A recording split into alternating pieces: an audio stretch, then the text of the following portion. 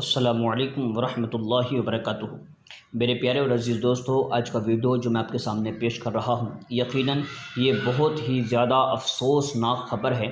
देखिए, आपने देखा होगा इससे पहले हमारे कई सारे उलमा और कई सारे जो हमारे कौम के दानिश्वर हैं, उन्होंने पहले कहा था कि जिस दिन बाबरी मस्जिद का मामला हल हो जाएगा उस दिन फिर ये जो बीजेपी है और ये जो आरएसएस है, ये फिर कोई ना कोई नया मुद्दा तलाश कर ही लेंगे। और आखिर यही हुआ। चूँकि इतने सालों के बाद बाबरी मस्जिद का मसला जैसे ही हल हुआ तो लोगों को लगा कि शायद अब थोड़ी बहुत सुकून मिल जाएगा और अब ये लड़ाई झगड़े और ये आपस में एक दूसरे से बुग़्ज़ और अदावत सब ख़त्म हो जाएगी, यही सबको लग रहा था। लेकिन आज जो ख़बर मैं आपके सामने पेश कर रहा हूँ, ये बिल्कुल ताज़ा ख़बर है और इसको सुन करके वाकई आपको लगेगा कि यार अब इंडिया के अंदर सुकून पैदा नहीं हो सकता। शायद जो ये शिद्दत पसंद लोग हैं, इन लोगों ने ये ठान लिया है कि अब हिंदुस्तान में कभी हम लोग अमन पैदा नहीं होने देंगे। देखिए, मामला ये है कि बाबरी मस्जिद को लेकर के बड़ा हंगामा हुआ और आखिर में फ़ैसला ये हुआ कि बाबरी मस्जिद उन लोगों को दे दी गई जिन लोगों ने याचिकाएं दायर की थी। लेकिन अब जो मामला आया है, राम जन्मभूमि विवाद सुलझाने के बाद श्री कृष्ण जन्मभूमि का मामला अदालत तक पहुंच गया है। मतलब ये है कि इनको कोई ना कोई मसला चाहिए जिसकी वजह से ये लोग गैर मुस्लिमों को वोट के लिए लुभाते रहें और उनसे वोट लेते रहें।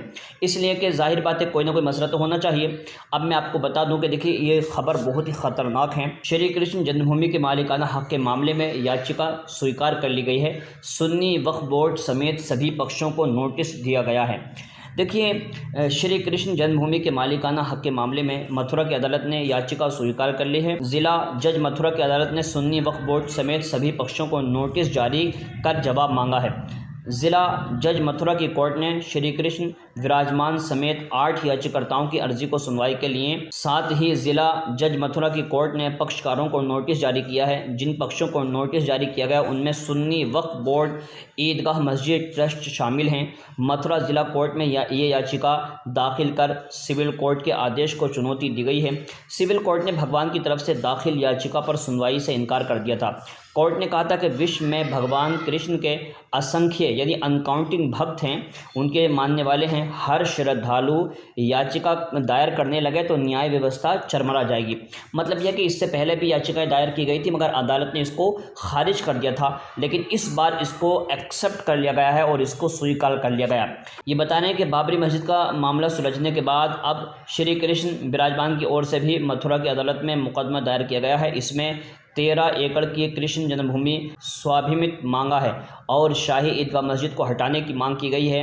देखिए, 6 लोगों ने मिलकर के इसके खिलाफ याचिका दायर की है और कहा है कि हमें ये 13 एकड़ ज़मीन है ये हमें मिलनी चाहिए। और जिस तरीके से रामलला जो इनकी जन्मभूमि थी वहाँ पर इन लोगों ने इसको मुकदमे करके जीत लिया है, इसी तरीके से ये लोग इसके ऊपर भी यही करना चाहते हैं। हालांकि आप देख लें कि प्लेसेस ऑफ वर्शिप एक्ट 1991 अगर आप देखें तो ये बिल्कुल इसके बिल्कुल ख़िलाफ़ है, लेकिन उसके बावजूद क्या किया गया है कि अब इस याचिकाओं को स्वीकार कर लिया गया है। और मैं समझता हूं कि फिर से हिंदुस्तान के अंदर एक तरीके का विवाद खड़ा होगा, आपस में रंजिशें होंगी, दुश्मनियां पैदा होंगी। और पहले याचिकाएं दायर की गई थी मगर सारी की सारी याचिकाओं को रद्द कर दिया गया था और रोक दिया गया था। सिर्फ एक ही याचिका एक्सेप्ट की गई थी, वो भी बाबरी मस्जिद को लेकर के।